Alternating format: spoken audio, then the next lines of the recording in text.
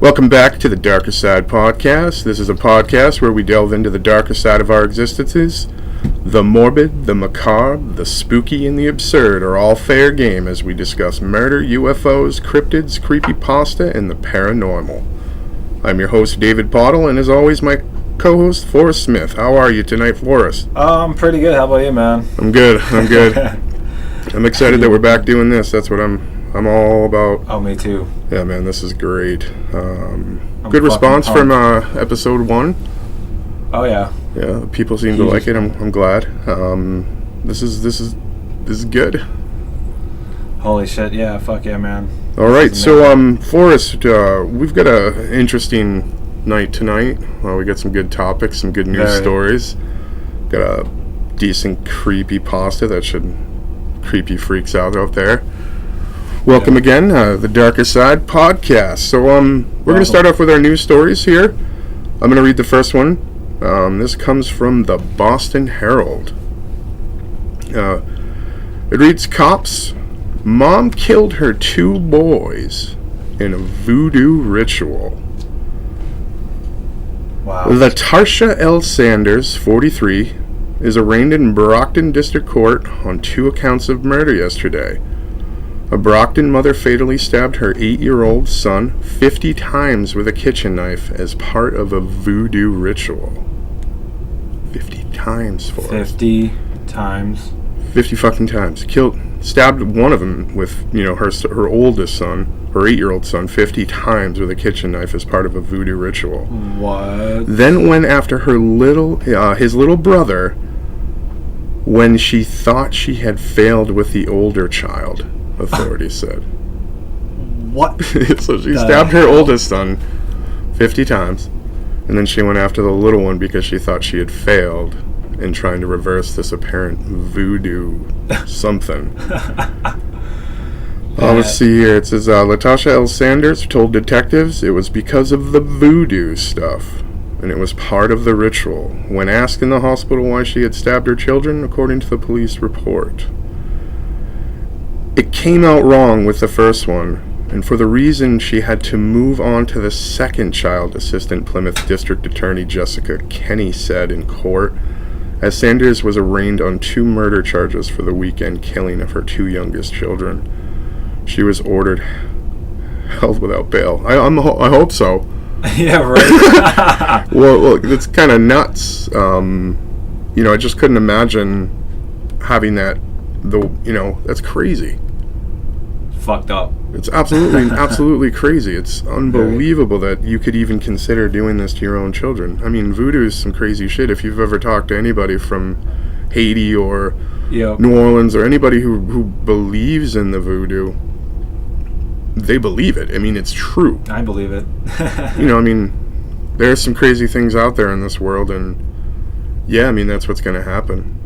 If you believe in something, then it could very well happen. Yeah. I mean, the power of belief is unbelievable, which is kind of funny to say. Let's see here.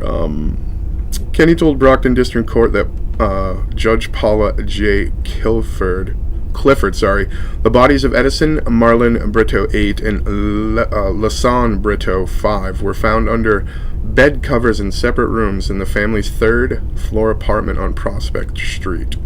What? Yeah, the mother went over to a neighbor's house and asked them to call an ambulance for herself. And the neighbor told police there were children in the home who would need to be cared for too. So the mother didn't even say anything about their kids. She went over to the neighbor's house to have them call an ambulance for her. Wow. Whoa. I'm trying to... When the neighbor led an officer into the apartment, they found Larson under a blanket, his neck bandaged and face slashed, court documents say. Edison's head and torso were covered with sheets, but his legs were exposed. Kenny said a preliminary autopsy revealed that he'd been stabbed 50 times in the neck, chest, and torso. Sanders admitted to the stabbing Edison first in the kitchen. She could not recall how many times she stabbed Lasan.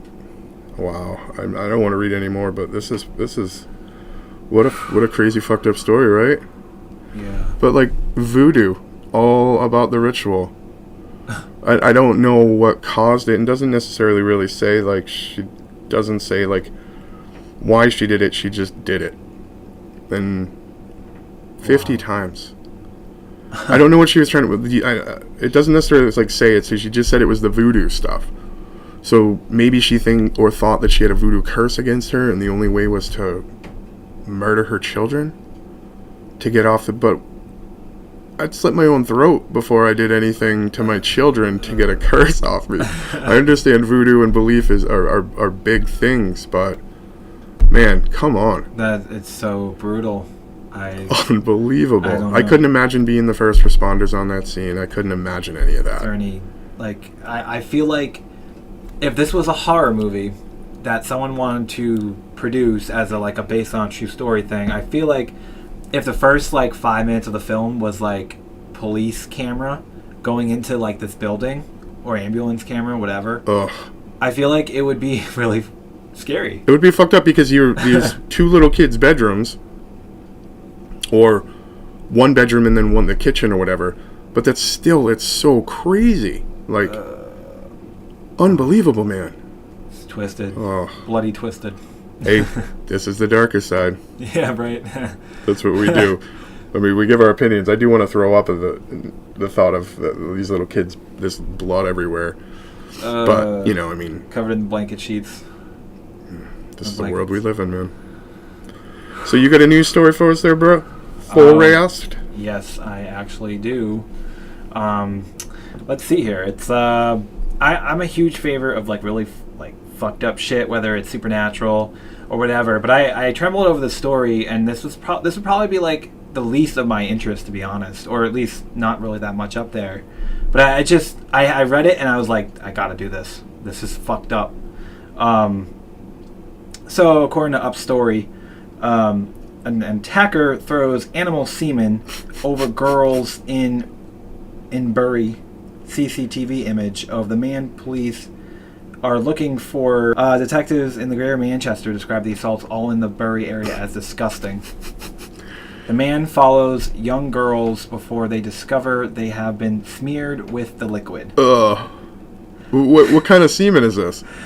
So he just runs up to him and then just covers them with semen? And does he walk away, run away? It said the first attack was reported in November, and the latest was last week of when this was written. They weren't. He's not necessarily connected to all of the incidents, but we would like to speak to him. The first victim, 14-year-old girl, was followed by a man on Candy Drive in Unsworth, I'm guessing the UK, on the 13th of November. When she got home, she noticed a sticky liquid on her thighs. The substance was analyzed by police and later identified as animal semen. Oh, okay. So it wasn't his semen. It was. But what are you getting out of animal semen? But physically accosting these women and then basically just smearing them with animal semen. What causes you to do something like this as a human being? I have no fucking idea. I mean, is he like going home to to secretly jerk off afterwards? Like, I got these girls with this semen. Now I'm so revved up and hot, I gotta do some nasty stuff to myself now. Like, what are you getting out of that? What are you getting out of that action? It makes no sense to me. Supposedly, the man and another victim, 14-year-old girl, was in a shop in the town of Bury, in the center, with her mother, when a man bumped into her and wiped a white substance on her bottom. Wow. I don't get it. I mean, I get it. I get that they're fucked up, sexually deviant. Like, there's a level. I mean, going crazy and having fun with sex is fine, but to the point where you have to go out into the public, put animal semen on your hand, rub it on a girl's bum to get you off, or to just freak out people. I mean, it's either you're going for the fear factor, just gross factor. Yeah. or you're a fucked up, crazy sexual person, like who's gonna go home now and masturbate to the fact that you rubbed animal semen on a girl's butt. A 14-year-old girl, too. Because it seems like he has a modus operandum of wiping these substances on younger 14-year-old teenage girls. Yep, wait till you hear this. In their latest attack on the 25th of January, a man approached two girls aged 15 and 16 in Whitefield and asked them the time. One of the girls then noticed liquid dripping from her skirt. And it wasn't hers. At each incident, the offender was described as being a white man aged between 25 and 35 and was carrying a bag. Of course, because that's where he keeps his animal semen. Fucking cow cum, dude. It's fucking gross.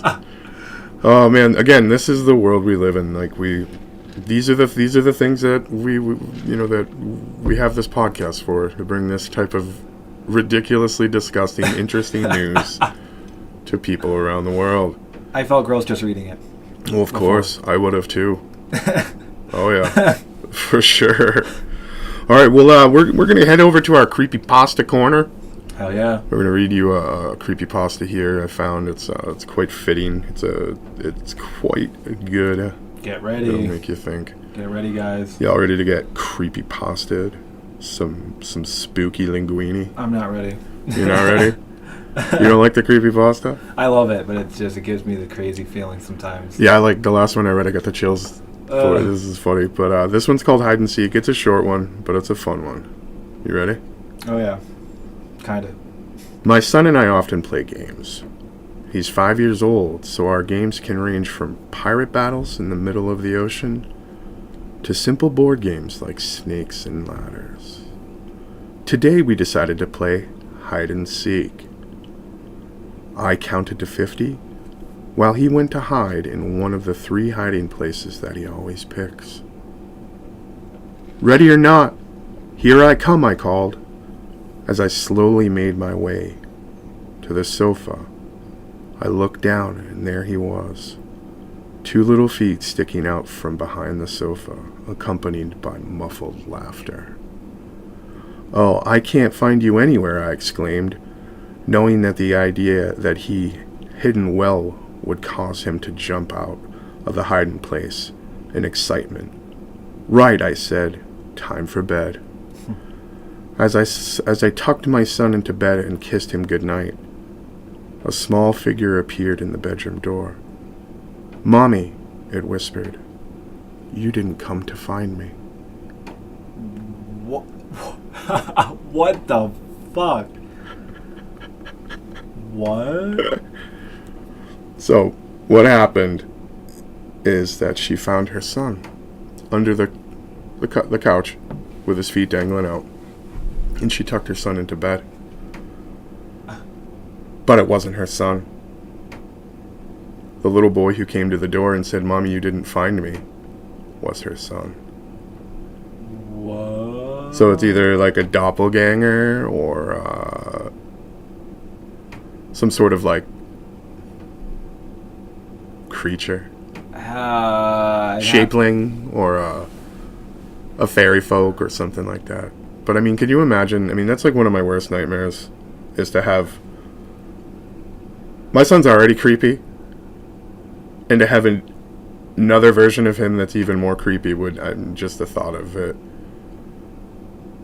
I mean, I like the darkness and I like the creepiness, but not when it comes to kids, like kid stuff, kid movies, like horror movies involving kids are crazy, and creepypasta like this involving kids is so freaking creepy. Okay, I got the chills, and I've read it like 4 or 5 times, and I still get the chills every time I read that story. It's crazy. Oh my god! Because I can only imagine if it was me. Right. But and especially when you're reading it in the dark and your kid's already asleep and you think you see something out of the corner of your eye. Yeah. Oh my god. God, I love that. That's so fucked I up. love that. So my question would be though is, does the mother know, or is she possessed, or is she just ignoring it? Well, she didn't know that she was tucking in her kid until her real son showed up at the door and said, "Mommy, you didn't find me." So maybe she kind of saw it in her head that it was her son. Yeah, I mean, it could have been any type of creature, like a changeling, or like something posing to be her child, like a demonic figure or something, but like was corporal at the same time. Because she obviously had to pick him up and put him in the bed, change him, put his, but still just, and then like your son coming back into the room and going, "What are you doing? You didn't come find me. What the hell?" And then you're like, "Oh my God, that's my kid. Who the fuck did I just put in the bed?" Right. It's so funny. Can you imagine like reporting that to the police? No, because they wouldn't believe a goddamn second of it. No, they would just probably recommend her some hospitals to go to. What are you talking about? Because obviously this other thing or this other creature is going to disappear by that point. Yeah. I mean, if you're looking at it from like a movie or a show type of format, to create tension and psychoticness and psychosis in the mother and stuff like that. I can't imagine like how that figure might have also felt like if it were to get changed. Right. right. All right, so that's enough of the creepypasta, I think. Yeah. So we're going to do our movie review, the Darkercide movie review. And this week we have chosen it's a Netflix original, right? The Ritual. I believe so. Yeah, so Netflix original, The Ritual. Staying on topic with rituals. Did that new story about the voodoo rituals. Yeah. Got a movie here called The Ritual. Now, this movie first aired in the UK on October 13th in 2017. It is directed by David Bruckner. The screenplay is by Joel Barton, and the story was written, it was based off a novel by Adam Neville. This movie got 71% on Rotten Tomatoes and 6.3 on the IMDb's. Horace, what do you think about this movie? I mean, starting right from the beginning, what was your first thoughts, that opening scene?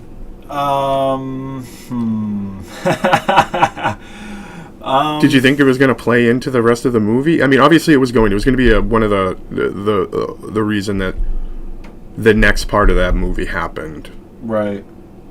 But I didn't think it was going to be that rich. I mean, I thought it was going to play into him, how he was as a human being.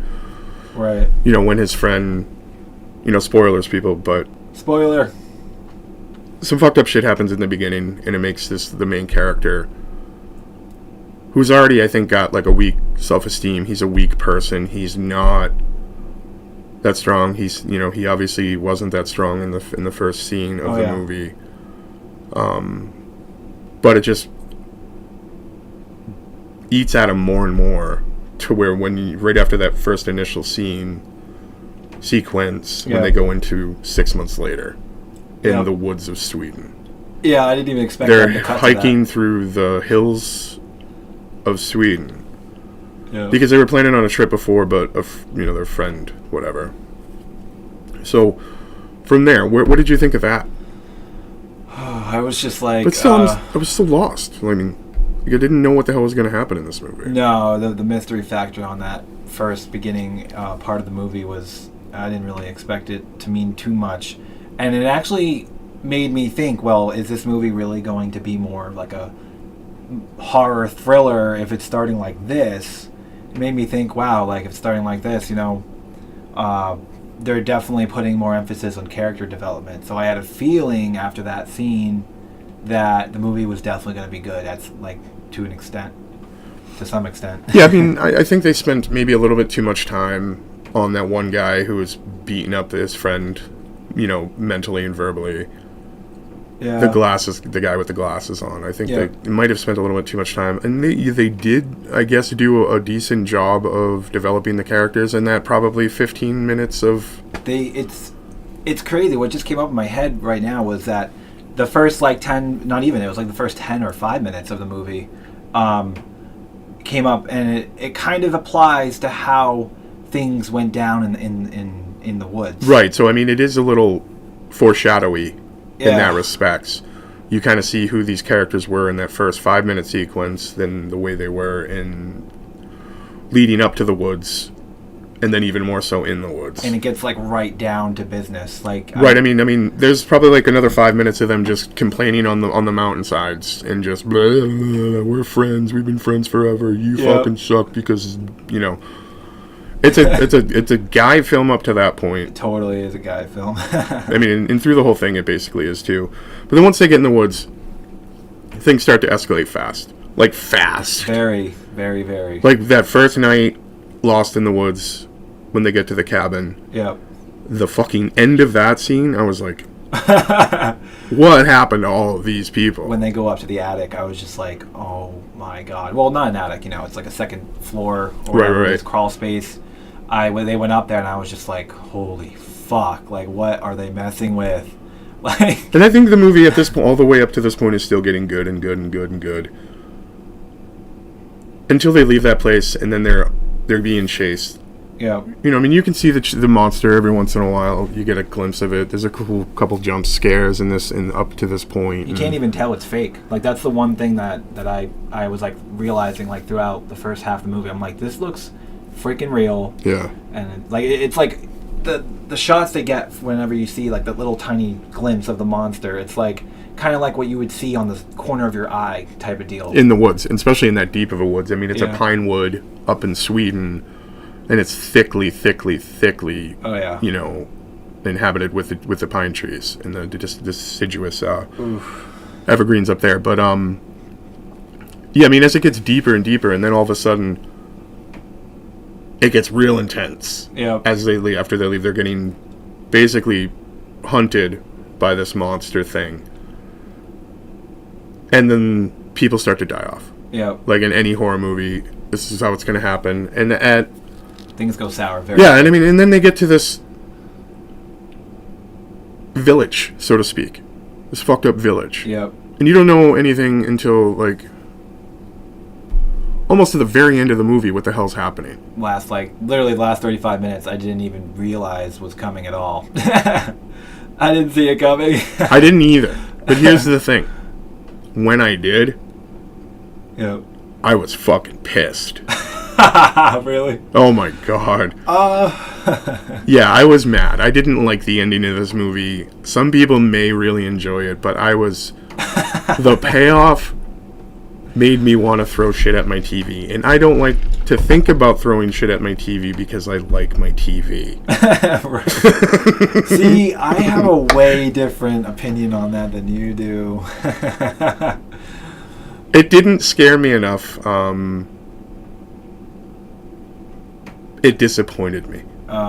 See, like, the thing is with this film was that it was more like the first 3/4 of the film were like the scare, were there to scare you. Then the last half was the last like 30 or so minutes was kind of like this big, just weird, odd, scientific, maybe like historical backstory that you wouldn't even see coming, and it's just wild.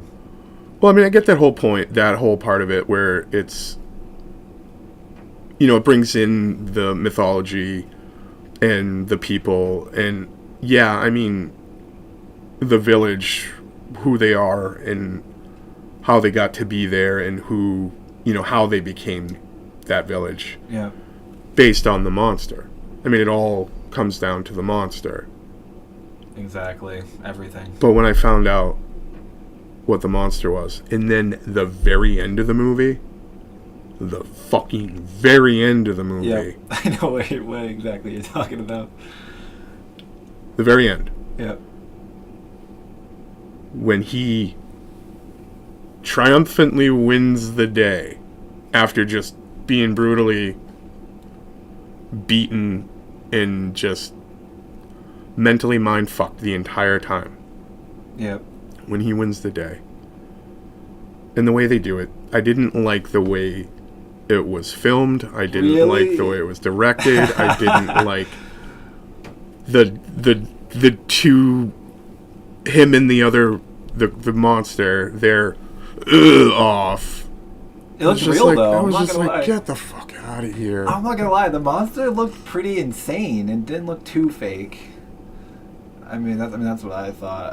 I think. Well, I mean, the visuals and the stuff like that, but I still just don't like the concept of it. Yeah, I see what you're saying. You know, I just think that they overstretched a little bit. How this creature became in existence, yeah. If you look into the mythology and everything, yeah, this could have happened. This could be one of the offspring of one of the Norse gods. Whatever. Yeah. I'm gonna ruin it. That's a spoiler, people. It's a fucking demigod whose bloodlust keeps this village of crazy people alive. Yep.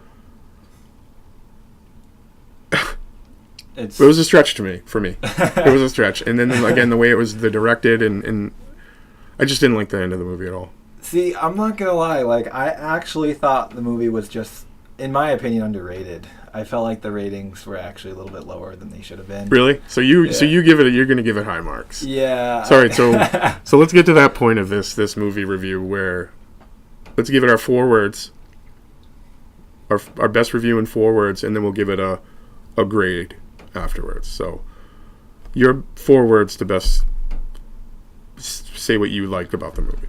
4 words.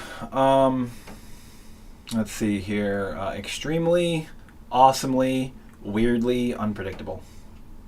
Not bad. Yeah.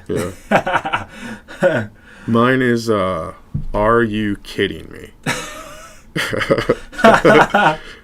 That's how I felt. I felt like it is. I felt like I was taken for a ride. It is a roller coaster. I paid for everything, and nothing for a payoff. I didn't feel good at the end of that movie. I'm not gonna lie. I think the whole everything leading up to the end. The whole overnight factor, and then he runs out, and the sun's coming up or whatever. Yeah. I feel like they were just trying to be realistic when it comes to like hours of nighttime, hours of daylight, and I thought that was pretty cool. But the one thing that I thought was interesting was everything you see in the trailer. Well, at least the one that I watched that they first came out with. Everything you seriously see in that trailer is in the first maybe 25 minutes. That's it. Yeah. After like that half hour, you're just like, what's going to happen now? Like, which, I mean, it was marketed well that way. They leave you a lot of suspense. Yeah. They just tell you that it's like this film. I was a little confused though. I think, I mean, I liked a little bit of the ending because I liked that he did get through all of this. And the guy what's his name? The guy with the glasses? He kind of foresaw this. So him telling him that he's going to get out of here and he's going and to burn this motherfucking place to the ground.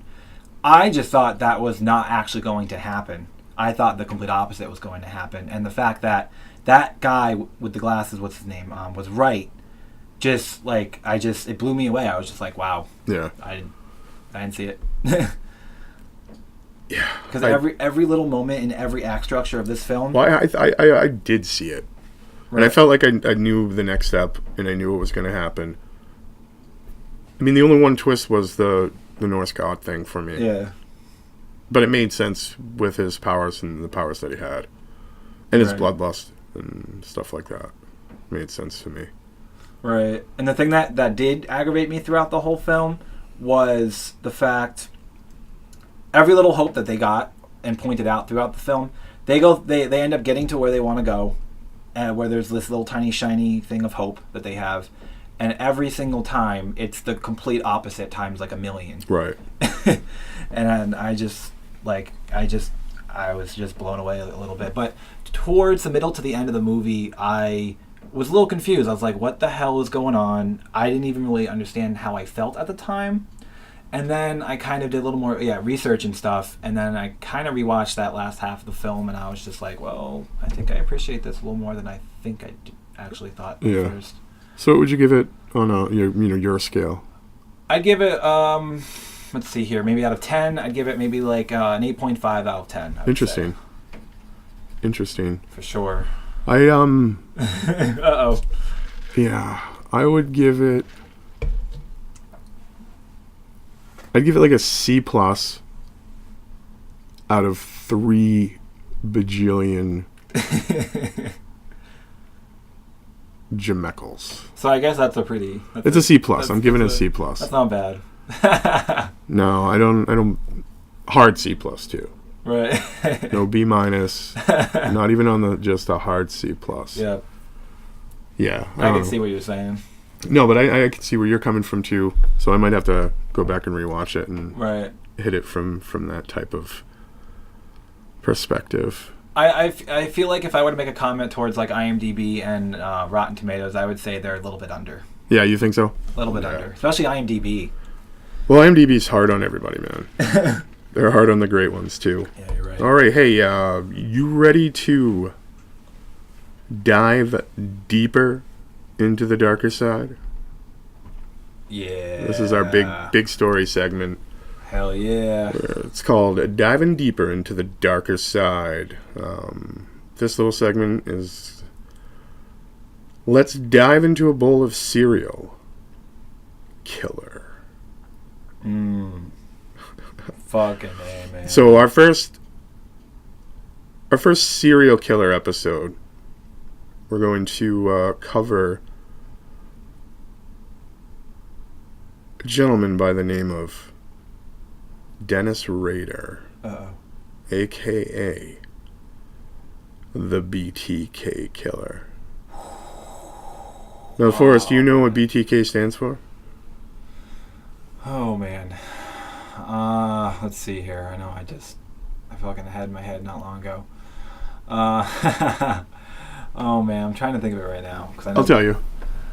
It's bind, torture, kill.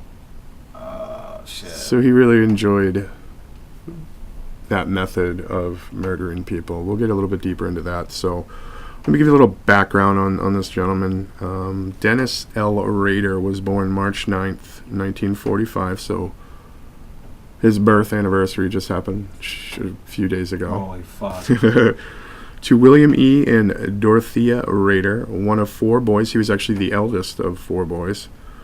He graduated from Heights High School in 1963. Rader served in the U.S. Air Force from 1966 to 1970. He was stationed in Turkey, Greece, Japan, and South Korea since about 1971. He lived at 6220 Independence in Park City. Let's see here. In 1971, Rader worked in a meat department at Leaker's IGA, where his mother worked. His mother got him a job after he got out of the military. And in 1971, he married Paula Dietz, a 1966 graduate of Heights, the same high school that he had gone to. She had been working as a secretary at the VA hospitals. In between 71 and 73, he attended Butler County Community College in El Dorado. So, I mean, he seems like a very normal guy. Yeah. You know, he's getting his stuff. He did the military and everything else like that. Ooh. You know. Let's see here. Thank you for your service. Yeah, I know. But I mean, if you go back into his more early on story, he, at a very young age, had been thinking about binding and torturing and killing things. Oh. As a kid, as like an 18-year-old kid. I mean, as an 8-year-old kid, he was already killing and stringing up animals. So, I mean, he had the precursors of this at a young age. But like most of these serial killers, you don't necessarily see that they're going to be a serial killer because they kind of live a normal life to hide the fact that they have these fucked up points of view. Could be your neighbor. Could be. He very well could be. And that's could very well be your neighbor. And I mean, you never know. It's always the way it is. It just it happens your that street, way. Oh my God, your block. So in 1974, Rader finally gets to the point to where he's ramped up his feelings, his thoughts, his want, his drive, his need to do this deplorable thing. Gets to a point where he actually acts on it. So his first victims, Rader's first victims were 4 members of the Otero family, a Wichita family that included the father, Joseph, Julie the mother, Josephine, who was 11 years old, Joseph Jr., 9 years old. And on that day, January 15th, 1974, 29-year-old Rader, he was 29 years old at the time, cut the phone lines to this family's house and forced his way inside, and using a gun, he had rounded up all the family. At that time, after he'd got them all rounded up, he tried to systematically suffocate the Oteros by placing a plastic bag over their head. And while this method did work, it worked on the father and the son, so Joseph Sr. and Joseph Jr. It didn't work so well with Mrs. Otero or the daughter Julie. Or the daughter Josephine. Mrs. Otero was Julie. Josephine was the 11-year-old. So Rader had to then, or BTK had to then strangle the mother. She had to physically kill her by wringing her neck. So he choked her out. Wow. Which is part of the torture. I mean, obviously having, he bound the family up, tortured them with, suffocation.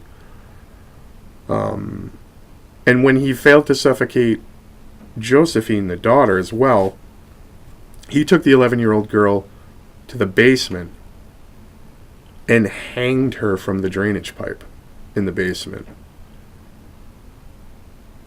That girl, Josephine, was his primary target in that.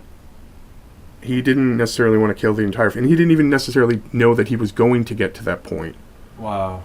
But in most of these serial killers, they have this point where they get to, they act on it, and they're like, well, I'm not necessarily going to finish this, or I'm not going to follow through. But they do, and they do it hard. Yeah. And that's the point where they get their first kill, human kill. And at that point, they've got this thirst for it. But the younger girl was the primary target. He said that she cried for her mother as she futilely fought to breathe, while the killer, BTK, masturbated to her suffering.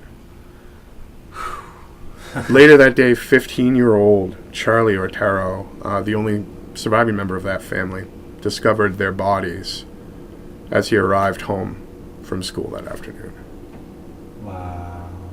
Can you imagine that? So he killed off 4 people in his first killing. Now he has 10 killings under his belt. Yeah. So that was in January of 74. In April of 74, April 4th, 1974, he struck again. So usually it doesn't escalate that fast in regards to serial killers. Maybe there'd be a little bit longer wait between 1 and 2, right, and then it'll escalate after that as the fury and stuff. But so he just had this sickness and wanted to get into it. Oh, shit. So a couple months later, 3 months almost to the day, wow, Rader broke into the home of 21-year-old Catherine Bright. He hid in her bathroom until she arrived home at 2 p.m. She was accompanied by her 19-year-old brother Kevin. They were both taken by surprise when a man came out of the room with a large gun. Using the same methods that he had done before on the Oteros, he bound Catherine in her bathroom. Her brother Kevin was taken to another room where he was bound with items found in the room. Rader tried to strangle Kevin using a stocking Why not? It's on the floor. Just, oh, look, I'll use that to strangle this poor child.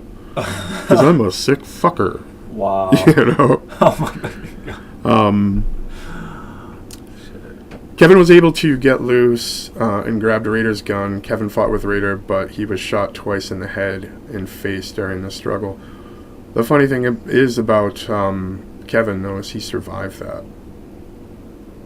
But he wasn't able to, like, identify Rader at all. Wow. So, I mean, he survived that one. What a trooper.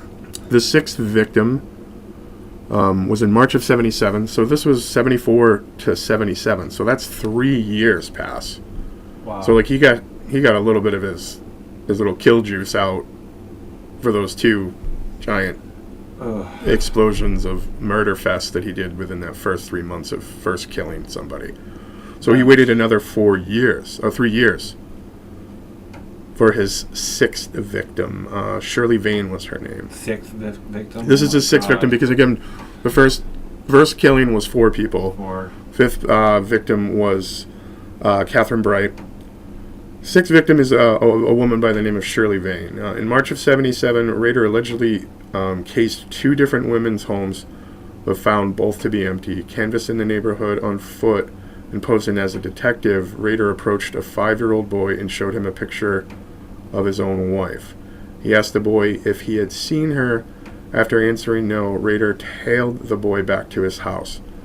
Rader knocked on the door and was allowed entry by the 3 children of the home, the oldest of which was an 8-year-old. Rader proceeded to draw the shades and turn the television when suddenly the mother, 24-year-old Shirley Vane, entered the room in her bathrobe.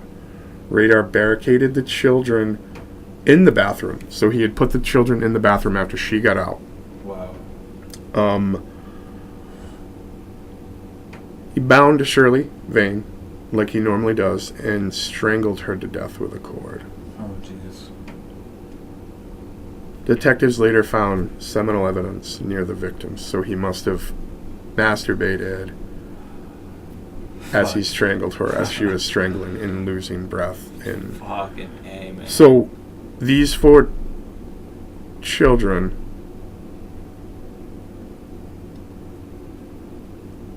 were in the bathroom while their mother is being strangled out in the living room.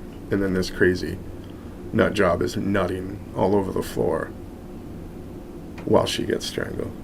Oh my God. And the whole time, this man is a community person. He's building himself in his church. He's got all these great positions. He he's working for these companies. He's got a normal life. He's got a wife. Yep. And he is just out of his mind crazy. So it looks like, so in December of 77, his next victim. So he waits a good almost 8 months for that. Okay. For his next victim, which would be his 7th victim, Nancy Fox. So December of that year, Rader also targeted Nancy Fox, a single 25-year-old woman who worked at a jewelry store. She was a jewelry store clerk. Yeah. Rader gained entrance to her empty apartment through the bedroom window. He severed the phone lines like he normally does in these situations if he has access to them. When she entered her apartment, she found him armed inside the apartment, and she didn't resist. She did what he said. Obviously, you mean he's got a gun to her head. Yeah. You do what you got to do to survive. Unfortunately for her, she didn't know that she wasn't going to survive. So he bound her to the bed. He made her disrobe, get naked, bound her to the bed. After she was tied up, he explained to her that he was the man who had committed the recent murders and announced that she was his next victim. Can you imagine that? Oh my God. Semen was left on the nightgown next to the body. Holy shit. I can't imagine being in her shoes too. Like, you'd think at least for her resisting, he would maybe like half kill her. Be like, hey, you were good. your surprise for me now is I'm finished and done, and I'll let you live, but you probably have to go to the hospital or something. No. Fucking A. No, you gotta kill him. I mean, he had to. Yeah. But he was getting cocky at this point. Can't break the rules, I guess, right? No. In 85, so that was what, in 77 that he did that? So he waited a few years. He went like 13 years. No, he went 7 or 8 years without killing. They haven't caught this guy yet? Not at this point. Not in 84. They still haven't killed. They haven't caught him. But he's getting cocky, and they're trying to get a database of DNA, because DNA back in 84 was starting to become a thing that they could use. But in 85, he struck again on April 27th, 1985.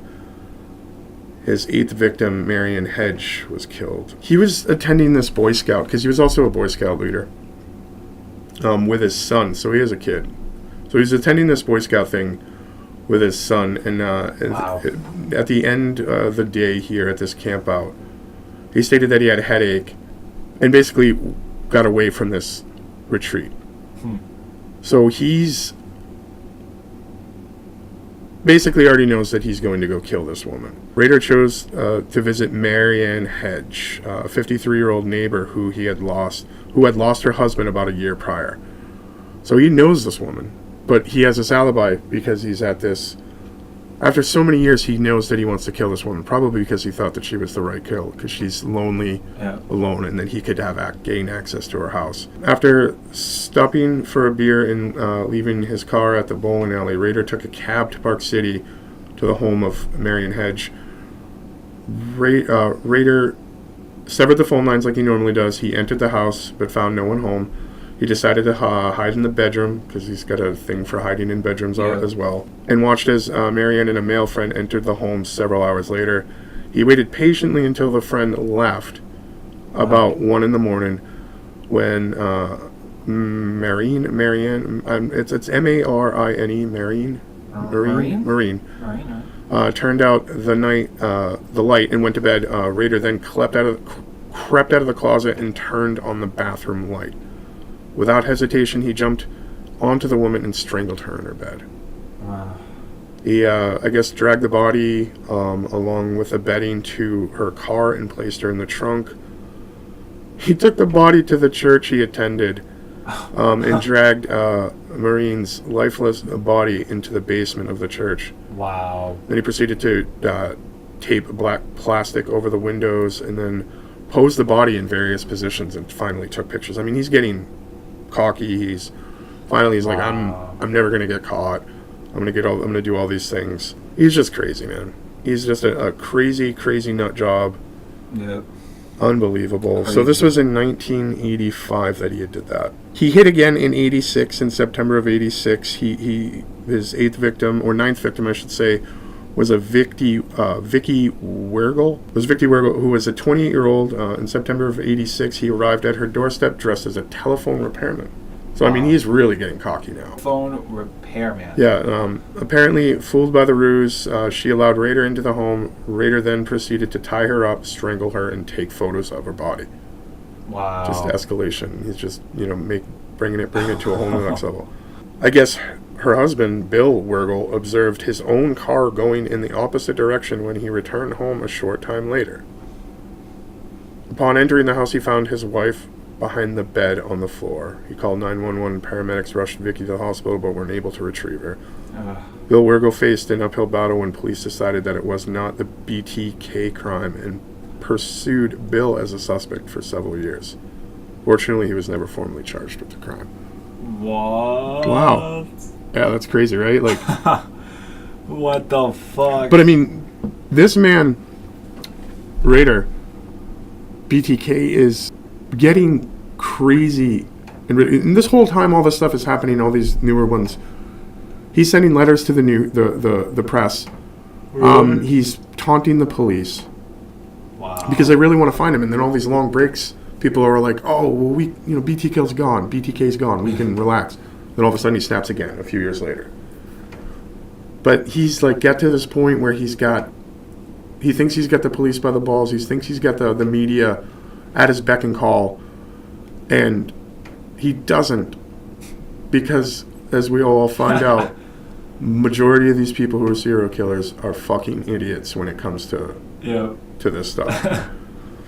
So in 1991, so we go from 86 to 1991. In February, Ritter was 45 years old at this time in 1991 when sights fell on a woman by the name of Dolores Davis. She was a 60-year-old single woman. She lived alone about a half a mile from where he lived. Ritter planned his attack to happen during the next Boy Scout camp, again making up an excuse to leave the camp, etc. Alibi. He headed back to his neighborhood. He used a cement block to smash his way through her glass door, the back of the house, found Dolores reading in bed. He fed her a line about being a vagrant and needed money. And then he tied her up in the bedroom before strangling her to death. After this, he made a sketch documenting the end of her life. He then dragged her body outside and placed it into the trunk of her car. He drove her car to a lake near the interstate and left the body and the other evidence under some trees. He later then returned to the scene of this one and wiped down the fingerprints he may have left, then retrieved his own vehicle, etc. He's got some balls. Yeah, big balls. I mean, he really does. Big hairy balls. I mean, just the audacity of this. And then the whole thing after this is where it really starts to escalate with the press and the news and the police and everything else. So he kept leaving these packages with evidence and pictures and other things around, and people were finding them and then reporting them to the police. In 2004, a package was found out of Omni Center package drop box in North Kansas. Another package later on in 2004 containing Fox's driver's license, one of the persons he killed. He left her driver's license and a bound doll found in Murdoch Park were back in that day. So he left that evidence out for these people. Wow. In 2005, a news organization received a postcard detailing the location and contents of a Toasties cereal box. In it, it was found near the 69th North Seneca, I guess, which is in this main town. In February of 2005, this news organization received another postcard. Apparently, it was from him. Wait, 05, and he's still not caught? No. Holy no. fuck. So I mean, it took him 3 decades. Wow. To catch this guy. I mean, he was on the lam. That's why he's still one of the biggest murderers in this country. You know, I mean, that's why eventually what happened is he ended up getting in a conversation with the police, and he got so cocky to the point to where he said, "I'll send you a floppy disk of information." And the cops were like, and he's asked the cops, if I send you a floppy disk of information, are you going to be able to tell it was me? And they tell him no. And he sends them a floppy disk of information with like pictures and everything else on it. But what he thought that he had wiped all clean. But what the cop ended up doing is finding evidence on this floppy disk of church documents deep embedded into this floppy disk with information in it, with his name on it, and they found it. They caught him through this stupid, cocky move. Fucking dumbass. That he had, because he was so cocky and thought he was on top of the world and was never going to get caught. Do whatever the fuck he wants. He got caught because he got so cocky. And good for him. Yeah. Because that's what you get. Exactly. That's what you get. So they ended up having a trial. He got convicted of all of these murders. Good. And Rader pleaded guilty to 10 counts of first-degree murder in June 27th of 2005. Wow. Isn't that crazy? Isn't that absolutely crazy? Did someone kill him in prison yet? Yeah, I'm not even 100% sure if he's dead or not.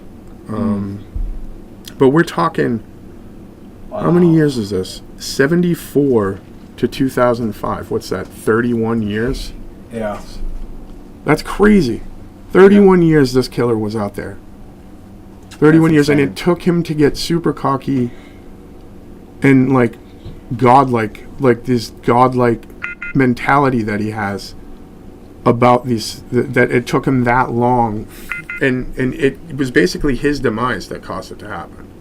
Wow. He did it. He all right, Forrest. So yeah, man. I mean, like I was saying, this is just crazy how long it took them to really apprehend this gentleman. I mean, it's bloody insane.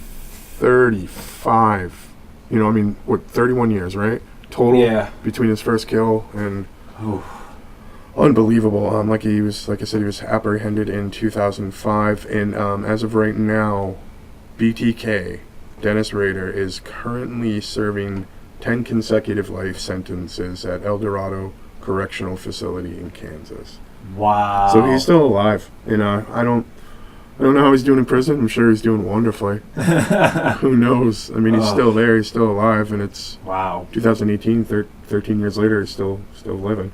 I was thinking throughout that whole segment, like, if he goes to fucking prison, someone's got to fucking stab him right where it hurts. I'm sure. Shit. I'm sure, dude. But hey, that's the BTK killer. That's us taking a dive deeper into the darker side. Thank you for going along for that ride with us. Thank you, guys. Speaking of rides, we've got a little segment that I like to call "Getting Lost in the Forest," or AKA the Forest Fire. Segment where our passionate young Forrest rants about a topic that is just chafing his butthole this week. Here you go, Forrest. You got 2 minutes. Okay. Here, Forrest here. What's up, guys? Okay. So I'm going to just go over this little story real quick. So this year, Vice President Mike Pence's breakfast with the new Irish Prime Minister, Leo Varadkar, will be closed to the media at the request of the Vice President. In a departure from the recent past, reporters were told Friday's event, to be attended by Pence and Varadkar, will be private and the media won't be invited. Although last year, the Irish Prime Minister was welcomed by the U.S. President and Vice President with open arms and with open coverage by reporters ahead of the annual St. Patrick's Day festivities. So, let's see here. People are speculating whether issues such as gay and lesbian rights and Pence's stance on gay conversion therapy might be discussed at their meeting. For instance, the Human Rights Campaign, an LGBTQ civil rights advocacy group, sent a tweet saying ahead of his meeting with anti-LGBTQ Mike Pence's Ireland's openly gay Prime Minister, Leo Varadkar, said he wanted to bring up the LGBTQ rights at the meeting. And of course the media was, banned from covering this event. Coincidence? I don't know. The media, however, will not be allowed inside the Vice President's residence to cover the breakfast. And according to an Irish Examiner, Varadkar said he would have preferred that his meeting with Pence would be open to the public, but added that a private session may allow for more frank conversation. Although I could not find updates on that specific conversation, who knows? They could have had sex. Who knows? I don't know. He likes the gay conversion therapy a little too much, I think. There's a lot too. There's a lot. I have a video on YouTube. There's a lot going on with Mike Pence, with his stance on LGBT issues in America. LGBT plus. There's an acronym in America, and I have to say that this really kind of pissed me off because our current government seems to be, I guess, always crapping and shitting on the media, liberal media, all this stuff. I think it's kind of bullshit because this is kind of a big thing. It's it's St. Patrick's Day weekend. This is a huge event. It's obviously from the past. It's been a tradition to always have the media welcomed to these kinds of events. Yeah. And the fact that they said no media, to me, I mean that sounds not just illegal, but it sounds just downright wrong in my opinion. And if you ask me, I don't believe at all that they spoke of any kind of LGBT issues whatsoever. And it pisses me off. It's like these, and the funny thing is that it got kind of a lot of attention, but not many people were talking about it. So it really kind of pissed me off. It really enraged me because there are still issues in this world. I mean, even in this country with LGBT issues, and it's just getting worse. And the fact that this just happened, I mean, that sounds pretty illegal, unconstitutional. I mean, extortion, I guess. I don't know. I don't like to throw that word out too much, but it sounds to me like something that a government official could be prosecuted for. So. And that's your 2 cents? Yeah. That's us getting lost in the forest. Yeah. Think about that for a little bit, guys. Please. It's again one of those issues, the darker issues that we deal with, the inequality and the unwillingness of some of these extremely religious persons not accepting people of any other type of faith or sexuality, or especially Mike Pence, who, man, there's a long backstory there. Yeah, and I'm not gonna lie to you. Even with the stance of Leo Varadkar, I'm confused. The Prime Minister of Ireland, or Vice Prime Minister or something? I believe so. I think he is a Prime Minister. Prime Minister. And is he gay? Yeah, he's gay. He's openly gay? Yep, he's openly gay. And was he invited to this breakfast? Yep. Oh, okay, so he's there, but by Pence. But he didn't want anybody in the news basically coming in and discussing that. Because he doesn't want to discuss openly any type of LGBTQ plus issues to the media because of how deeply embedded he is in with his gay conversion community. Yep. He likes to advocate for safe sex practicing pretty much. Yeah, but gay conversion is his his go-to. Yep. What a dash. Whatever. Thank you for getting us lost in your mind for a few minutes here, Forrest. I appreciate that. I could hear a little bit of anger in you. Well, it's because Pence is a longer story, and maybe, there's a lot of things. Yeah, there's a lot of things going on with that gentleman. And if you like Pence, that's cool. But again, we're a little bit more open-minded here. I fucking hate him. In that regards, that's fine. I fucking hate him after doing some research on him the other day. Yeah.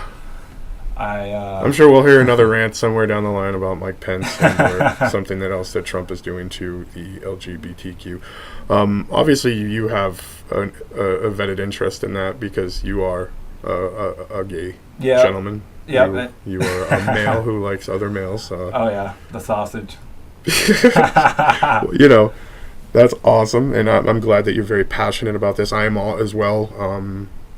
This is an issue that America is dealing with Americans are dealing with on a daily basis, and around the world as well. Oh, yeah. Where we're all equal until we're not all equal, and it's not fair. Everybody should have the same rights regardless. Oh, if you're human, you have DNA and you have blood running through you. You should have the same rights as any other human with DNA and blood running through their body. Yeah. Whether you believe in Satan, God, or nothing, or are gay, straight, or queer.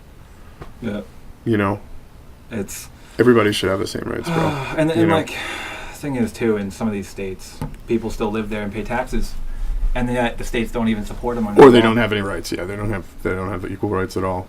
Well, thanks, Forrest, for again opening us up to that, and getting us lost in that little bit of who you are. That's one of my favorite segments.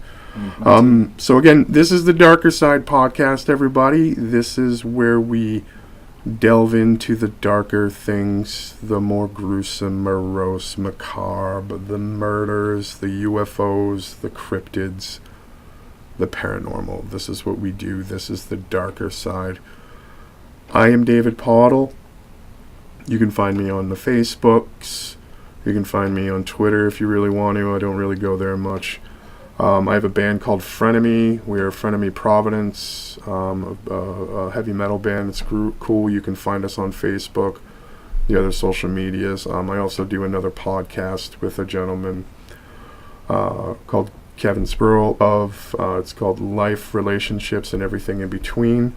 At the end of this podcast, I'm going to give you a little clip of that, do a little cross promo with Kevin's podcast, where I am a freaking guest and co-host on that. Yeah. So that's where you can find me. That's who I am. Thank you guys for coming to the Darker Side. Peace and love to everybody. Forrest? Yeah, and I'd love to first say, thank you guys for listening, and being a part of our very extremely, dark type realm. And you can find me on YouTube, Forrest Smith, Forrest Films. I've been doing a couple recent videos if you'd like to watch it, mainly just political. Of course, Darker Side. You can find our production on Facebook, Twitter, YouTube, Podbean, WordPress. Yeah, WordPress, even SoundCloud. You can find that on there. Even Forest Films, we're on Facebook too. YouTube, all that crazy stuff. And yeah, I just want to say thank you guys. And, it was a lovely time. Kinda. Very. Yeah, as much as dark, disgusting, horrible things can be lovely. Shaking a little bit. Yeah, so until we hear, until you hear from us again, guys, please, stay good, stay pure, stay true. Oh, yeah. Try to keep yourselves out of the darker side. Yeah. The darker side. The darker side. The darker side.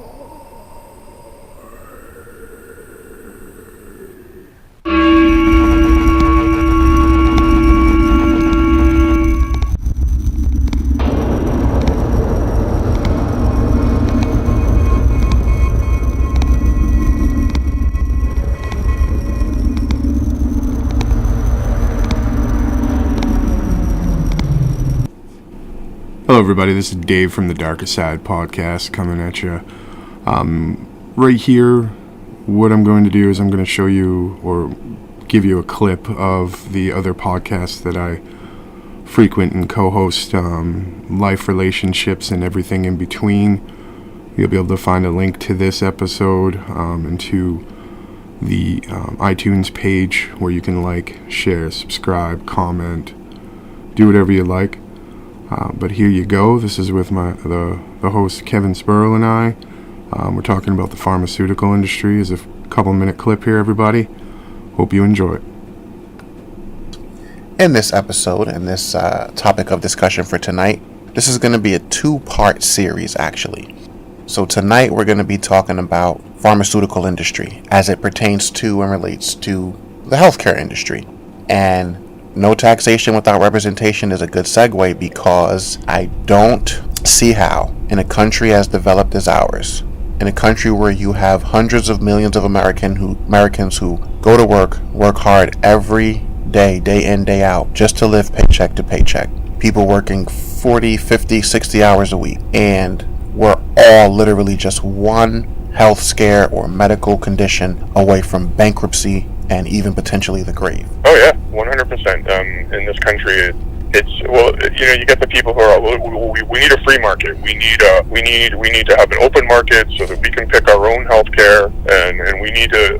The only people who I see that are making this argument are people who already have or can afford healthcare, and two, the people who are given healthcare by the taxpayers who are writing legislations to make profits off of these industries. Right. Those are the only people I'm saying that are making this argument. That and the libertarians. But they're libertarians, so, we give them that little space there. My position might be a little bit far-fetched, but I feel like if you have ever worked a job and you look at your paycheck and you see things like FICA, you see things like Medicare, you see things like state income tax, you see things like Social Security, and you see things like unemployment. These things that come out of your paycheck that you have no control over. Before you even see a dime of your hard-earned money, there are these deductions. And 25% at that point. Yeah, and I'll stipulate to the fact that, yes, a lot of the taxes that we do pay do contribute to the lifestyle that we as Americans are afforded. But let's be honest, a lot of it we never see.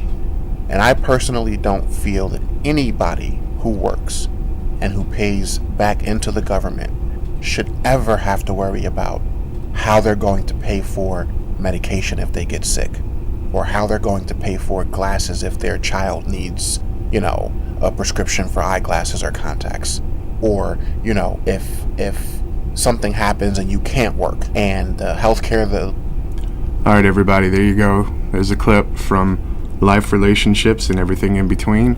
Hope you enjoyed that. Please, like I said, like, subscribe, share with your friends that podcast and also the Darker Side Podcast.